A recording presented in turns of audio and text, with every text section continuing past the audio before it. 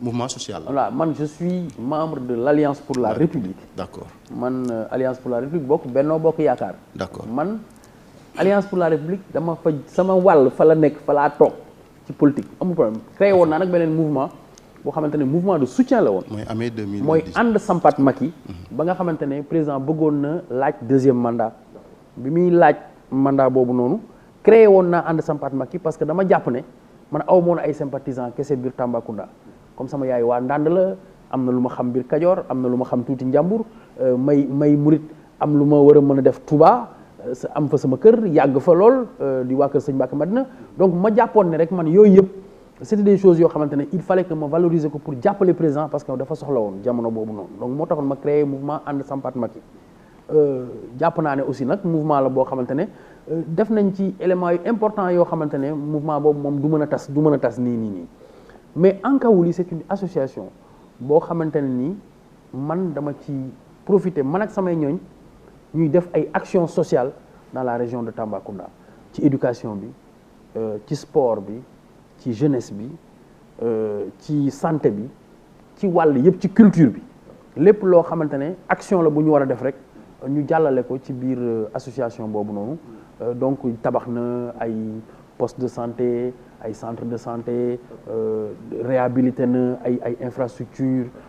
jënd na ay maillot jàppale na ay ASC def na ay reboisement. mais yooyu xanaa dafa ko nii rek. non tabax na ay latrines itam bu xëy na pour laaj mairie Tamba. non mais ñun Tamba lañ dëkk te Tamba moo ñu ñor ñun fa lañ juddoo ñun amuñu lu ëpp Tambacounda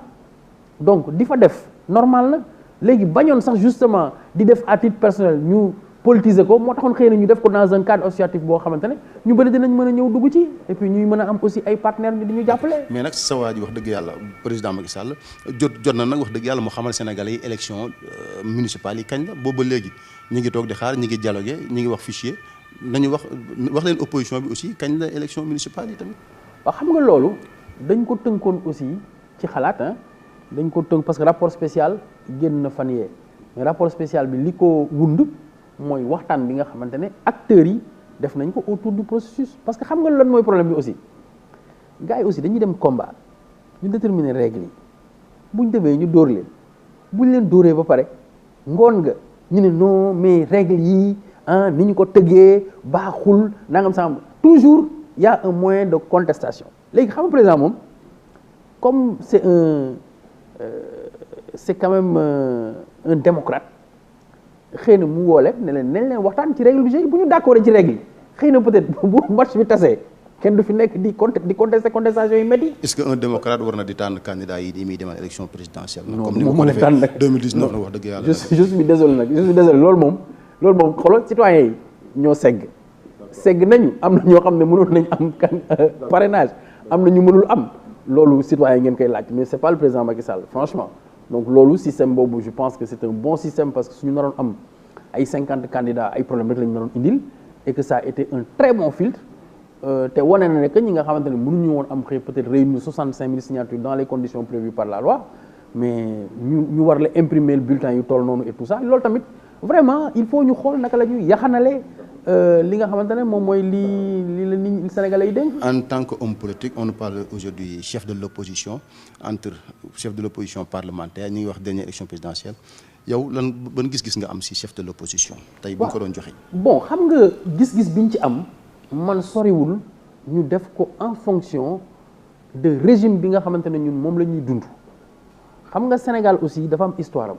Sénégal dund na régime parlementaire. Sénégal tey mën naa jàpp ne régime présidentiel lay dund mais avec une bonne dose de parlementarisme quand je dis une bonne dose de parlementarisme tey jii nii bu parlement bi changé woon couleur président bi dooleem neneen lay demee c'est-à-dire que dootul mën a doxalee te ni mu daan doxalee donc quelque part dañuy gis toujours ne que su fekkee ne dafa am président ba pare sénégalais yi baaxee la majorité parlementaire présidentialisme bi dafay gën a fort mais lu tere majorité bi am doole bi mu war a am parce que dafay doxal am na loo xamante ne président mënu ko doxal moom kese il faut que pouvoir yëpp ku ci nekk di jouer ce rôle mais li ma bëgg a wax rek mooy lenn mooy l'élection majeure élection bi nga xamante ne moo gën a ëpp attention pour sénégalais yi li nga xamante ne moo gën a déterminant ci institution yi ça relève en fait en tout cas de voilà mun nañ ne pouvoir exécutif donc jàpp nañ ne bu fekkee ne am na koo xamante ne moo war a nekk le tête de file de l'opposition ci loolu lañ ko war a déterminer. dafa mel ni nag yéen Idrissa Seck ngeen bëgg ndax temps yi ñi ngi wax moom Macky Sall moom am nañ rapprochement bu doy waar ndax Idi duñ ko dégg daanaka léegi mu wax dara président Macky Sall dafa noppi rek. non man moom xam nga toog man di juger Idrissa Seck loolu daf may jafe lool par contre man mën naa porter un jugement sur ce que le président est en train de faire président moom li ko ñor ak li ko soxal jàpp naa ne moom mooy renforcer suñu démocratie maintenant nag le choix d'un opposant mais c'est son choix moom choix xam nga du heure bu nekk rek nga war wax tu vois parce que gis nañ fi ñi nga xamante ne lu ñor ñu wax li ñorul ñu wax gis nga ni muy mujjee Sonko ngay teesante rek Sonko ngay waxal tudd ko rek. non man su la neex man xam nga c'est-à-dire. xam nga Sonko moom bu waxee rek daanaka da ngeen di yëngu yéen ñëpp ay jugandoo parce que non aussi non tout le temps dafay génn ay chiffres teg xam-xam. non xam nga yooyu man teg xam-xam ak teg xel bokkul man dama jàpp ne dafa am ñoo xam ne jamono yi dañu bëgg a teg sénégalais yi xel mais sénégalais yi leen ëpp xel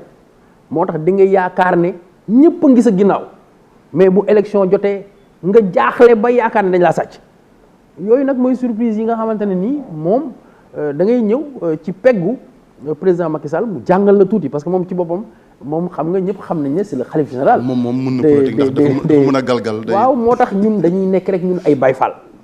ñun bu ñu yoree ku mel noonu dañuy nekk rek ay bayfal bu ci boolee nag am yéene gi mu am ci réew mi ñun du ñu mun lu dul aligné topp ci ginnaawam nekk ay soldats. d'accord soldat suñu dernière question soldat président Macky Sall xanaa doo nekk soldat am ba mu laaj troisième mandat nga siy ànd ak moom je pense.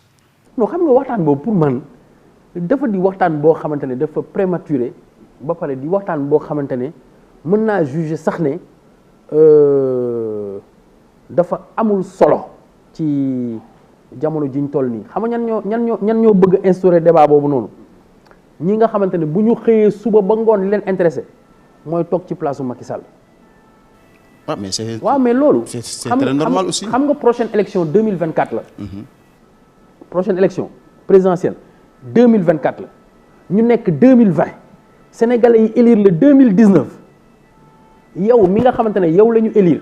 xam nga lan mooy nekk sa préoccupation génne leen ci mbënd mi xam nga lan mooy nekk sa préoccupation yokkaat tonnage ceeb bi xam nga lan mooy nekk sa préoccupation dem Kaolack wax ak baykat yi lan mooy nekk sa préoccupation mooy fexe ba plan décennal de lutte contre les inondations ñu am financement yu doy yu ñu ci yokk xam nga lan mooy doon sa préoccupation 100 000 logements yi nga xamante ne jël nga engagement bi nga réglé ko. mais que nga xamante ne moom. mais wax ne du ma bokkaat loolu yombul. wax ne du ma bokk 2024 loolu yomb na wax dëgg yàlla en tant que démocrate. xam nga dama ne ki nga xamante ne moom perspective am 2024 la maanaam dans 4 ans moom débat boobu daf koy bëgg a rapprocher mais ki nga xamante ne moom perspective am moom mooy d'abord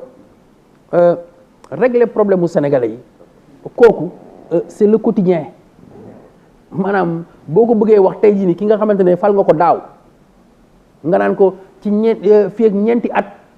naan la mais loolu talaguma ko man bala maa wax ci liñ ma fale parce que de toute façon képp ku war a jeexal rek ci bilan ngay jeexale ñun ci loolu lañ nekk mais man jàpp naa ne ce débat là ñi ko bëgg a instaurer li leen intéressé c'est la succession ñun li ñu intéressé